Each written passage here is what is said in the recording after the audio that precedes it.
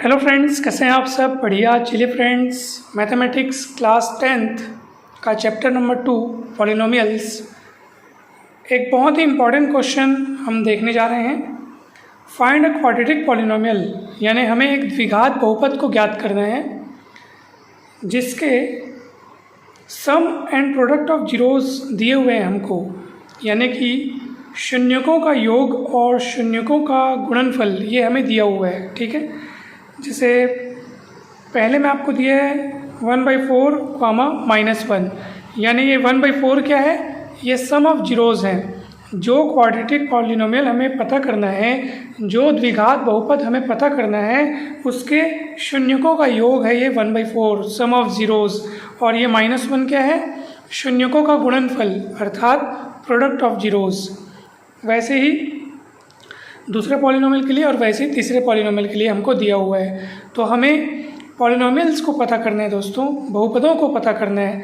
तो चलिए, ये आप फॉर्मूला याद रखिए, बहुत काम का है, और मात्र इसी एक फॉर्मूले की मदद से हम उन पॉलिनोमियल्स को पता कर पाएंगे जिनके sum of zeros and product of zeros given है। तो ये polynomial f(x) = k into x square minus sum of zeros into x plus product of zeros. ठीक है दोस्तों, जहाँ k क्या है? k is non zero constant. ठीक, k is non zero constant. तो ये आप लोग याद रखिएगा। इस फॉर्मूले की मदद से आप आसानी से इसके आंसर्स पता कर पाएंगे, यानी रिक्वायर्ड पॉलिनोमियल आप पता कर पाएंगे।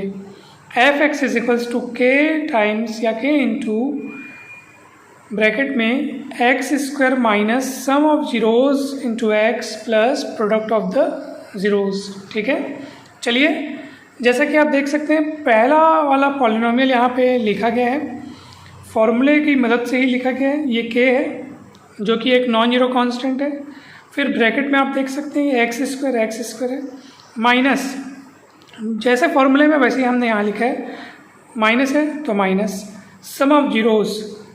तो पहले नंबर पे आप देख सकते हैं सम ऑफ जीरोज़ आपको 1/4 दिख रहा है, तो सम ऑफ जीरोज़ की जगह आपने 1/4 रखा। साथ में x है तो x रखा। फिर साथ में यहाँ पे प्लस करके क्या दिख रहा है? Product of the zeros. तो प्रोडक्ट ऑफ जीरोज़ कितना दिख रहा है? -1 दिख रहा है। तो प्रोडक्ट ऑफ द जीरोज़ की जगह -1 रखेंगे। सामने प्लस है तो आप सभी को पता होगा प्लस -1, तो प्लस माइनस -1 हो जाएगा। ठीक है, तो पहला पॉलिनोमियल हमने पता कर लिया। चलिए, दूसरा पॉलिनोमियल क्या होगा बताइए? तो ये होगा f(x) = k into x square, है ना? k इंटू एक्स स्क्वायर तो आएगा ही आएगा, क्योंकि फॉर्मूले में आप देख सकते हैं एक्स स्क्वायर है। तो अब आप देख सकते हैं कि माइनस, तो माइनस हमने लगा लिया। सम ऑफ जीरोज़ कितना है? √2 है ना? सम ऑफ जीरोज़ यहाँ पे √2 दिया है, √2 इंटू एक्स प्लस है तो plus product of the zeros जो कि यहाँ 1/3 दिया है, तो 1/3, और ये आपका आंसर आ गया दोस्तों। कितना सरल है, कितना ज़बरदस्त है दोस्तों। एक बात आप लोग यहाँ पे ध्यान रखिएगा कि ये जो आपको दिए गए हैं ना, ये जीरोज़ नहीं है। ऐसा नहीं हमको सोचना है कि सर ये पहला जीरो, ये दूसरा जीरो, तो ये पॉलिनोमियल के जीरोज़ दिए हुए हैं क्या?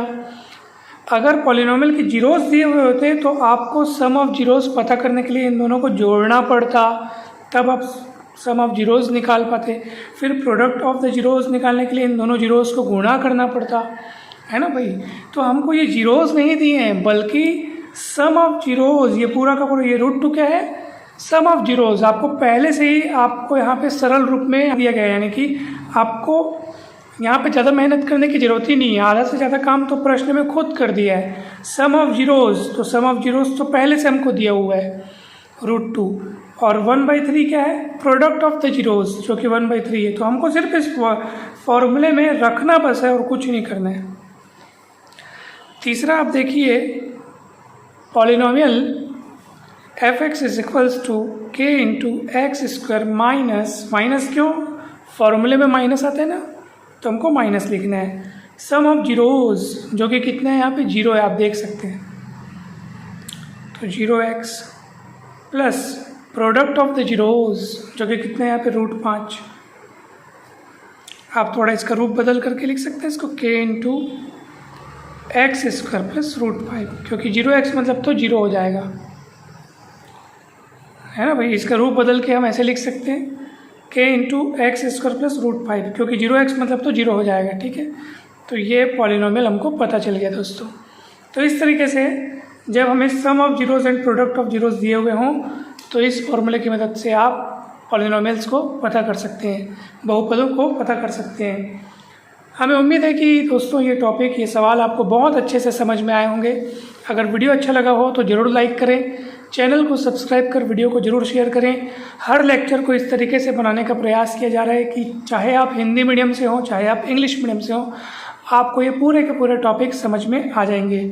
जैसे इसी को अगर हमको हिंदी में कहना हो तो हम कहेंगे f(x) = k x square minus शून्यकों का योग गुणित x प्लस शून्यकों का गुणनफल, ठीक है। जहाँ k कोई अशून्य स्थिरांक है या अशून्य नियतांक है, ठीक है, या अशून्य अचर है, ऐसा भी आप लिख सकते हैं। तो दोस्तों आज की इस वीडियो में इतना ही। जल्द ही मिलते हैं नेक्स्ट वीडियो में। अनेक अन्य सारे इसके पहले के वीडियोस आप प्लेलिस्ट में जा कर के देख सकते हैं। क्लास 10th की मैथ्स के लिए प्लेलिस्ट बनी अलग से, तो आपको वहाँ पे इसके पहले के सभी वीडियोस मिल जाएंगे। हर एक टॉपिक आपको बहुत बढ़िया तरीके से समझ में आएगा, सरल भाषा में समझ में आएगा, कहीं पर भी कोई भी डाउट नहीं रहेगा। तो आप सभी को बहुत बहुत धन्यवाद दोस्तों। जल्द ही मिलते हैं नेक्स्ट वीडियो में।